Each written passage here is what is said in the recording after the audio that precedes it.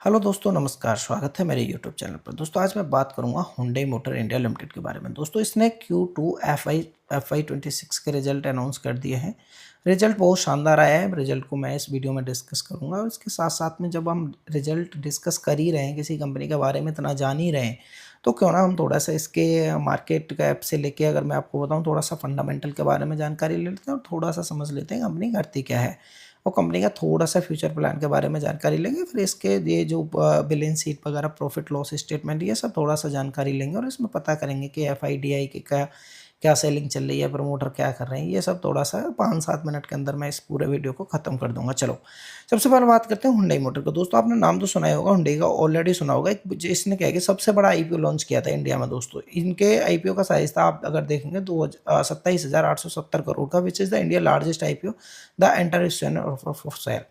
अब इसके बाद में आ जाती है कि दोस्तों कंपनी करती क्या है। आपने पता है कि डिफरेंट टाइप के आपने इनके पास में मॉडल सुने होंगे। जैसे मॉडल में मैं आपको इनके नाम बता देता हूँ, अगर आपने ये सब नाम सुने होंगे तो ये मॉडल लाइक i10, इनके पास में ग्रैंड i10, क्रेटा, वरना, और ये सारे इनके व्हीकल्स के नाम हैं जो ये करते हैं। अब बात ये करते हैं कि कंपनी रेवेन्यू कहाँ कहाँ से कितना आता है। ज्योग्राफिकल रेवेन्यू में बात करें तो दोस्तों इंडिया से 77.5% आता है, अफ्रीका से 4%, लैटिन अमेरिका से 6.5%। यानी आप कह सकते हैं इंडिया के साथ साथ में कंपनी बाहर भी अपना एक अच्छा प्रदर्शन कर रही है। और इसने, अगर हाल में मैं इसके प्रदर्शन पर नजर मारूँ तो इनका जो बाहर से जो रेवेन्यू आ रहा है उसमें भी इन्होंने अच्छा खासा अपना बदलाव किया। दोस्तों प्लांट ये लगा रहे हैं, प्लांट इन्होंने ऑपरेशनल, ये क्या है कि अगर आप ये company has two manufacturing capacity in Chennai. Chennai plant से one of the Hyundai largest global plants outside Korea with an annual production capacity, इतना बताया इन्होंने। Hyundai expanding it production capacity further with Telangana, ये Talegaon plants expected to be operational by 2026 तक उन्होंने बताया कि ये हो जाएगा और इसकी कैपेसिटी 1.07 मिलियन यूनिट रहने वाली है।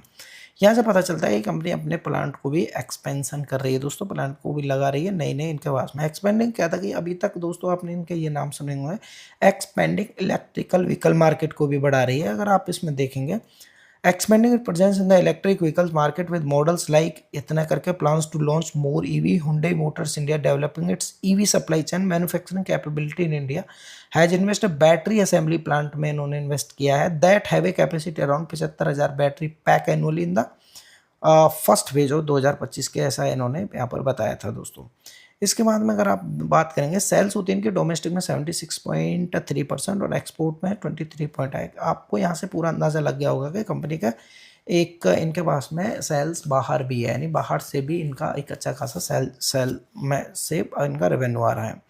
वहीं बात करूंगा दोस्तों इसके मैं फंडामेंटल में, अगर देखेंगे मार्केट कैप, दोस्तों देख रहे हैं एक अच्छा खासा मार्केट कैप है, लगभग 2 लाख करोड़ का मार्केट कैप पहुंचने वाला है। स्टॉक पी अगर देखेंगे 35 का स्टॉक पी है और वहीं इंडस्ट्री पी भी लगभग 35 आपको यहाँ पर दिखाई दे रहा है। अगर मैं ROC बात करूँ, बहुत शानदार ROC है, 54 का ROC है और ROE भी दोस्तों 42 का ROE है। डेप्ट टू इक्विटी कंपनी के पास में कोई कर्जा है नहीं। EPS आप देखेंगे करंट प्राइस इतने पे चल रहा है लगभग। पैग रेशियो भी 1.44 का है, जो कि एक अच्छा संकेत है। डिविडेंड थोड़ा बहुत कंपनी डिविडेंड पे देती है। यहाँ के बाद में बात करते हैं दोस्तों, हल्का सा चार्ट देख लेते हैं। चार्ट को, ये नवंबर 2024 में जब IPO आया था तो उसके बाद में स्टॉक लगातार कंसोलिडेशन में रहा है, लगभग आप कह सकते हैं 8 से 10 महीने। तो उसके बाद थोड़ा रनअप दिखा है और पूरा आपको पता है कि मार्केट की कंडीशन है, ट्रंप के लगातार टैरिफ और फिर ये वार जो आपस में चलते रहे, इंडिया पाकिस्तान का वार भी रहा, तो इसकी वजह से मार्केट में पूरा मार्केट थोड़ा सा डाउन था। और अभी स्टॉक ने यहाँ से बहुत अच्छा प्रदर्शन किया और अभी जब आप रिजल्ट देखेंगे तो दोस्तों आपको पूरा क्लियर हो जाएगा कि क्या है। दोस्तों अगर आपको वीडियो अच्छा लग रहा हो तो वीडियो को लाइक शेयर करिए और प्लीज़ चैनल को सब्सक्राइब कर दीजिएगा। इसके बाद में दोस्तों मैं बात करूंगा कि क्वार्टरली रिजल्ट नहीं, प्रॉफिट लॉस स्टेटमेंट में जब आप जाते हैं, कंपनी की सेल्स ग्रोथ आप देखेंगे, लगातार सेल्स ग्रोथ दोस्तों बढ़ ही रही है ना। सेल्स ग्रोथ में ऑपरेटिंग मार्जिन जो 11% होते थे दोस्तों, वो बढ़ते बढ़ते 13% तक पहुंच गए हैं, जो कि कंपनी के लिए बहुत अच्छा संकेत है। अगर मैं नेट प्रॉफिट में बात करूं, जो 2582 करोड़ हुआ करता था नेट प्रॉफिट, ये बढ़ा 2318 2800 हुआ, 4059 5400 और ये इन्होंने 5613 तक का है इन्होंने। ये भी इनका जो नेट प्रॉफिट है वो लगातार बढ़ ही रहा है। आप यहाँ से देखेंगे कंपाउंडिंग ग्रोथ में अगर देखा जाए तो 5 से 3 साल में 10%, 13% से ग्रोथ हुआ है। कंपाउंडिंग प्रॉफिट ग्रोथ देखा जाए तो 5 साल में 18%, 3 साल में 24%, पिछले एक ये। और यहाँ पर एक साल में स्टॉक प्राइस CAGR देखेंगे 32% से CAGR से रिटर्न दे रही है कंपनी। अगर बैलेंस शीट में बात करें तो मैंने वही बताया कि 16,179 करोड़ कंपनी के पास में रिजर्व है और बोरोइंग कंपनी के पास में है नहीं, जो कि कंपनी के लिए बहुत अच्छा संकेत है दोस्तों। इन्वेस्टमेंट देखा जाए 150 करोड़ का इन्वेस्टमेंट हो रहा है। ये कैपिटल वर्क इन प्रोग्रेस में 6113 करोड़ का अभी काम लगातार चला हुआ है कंपनी का।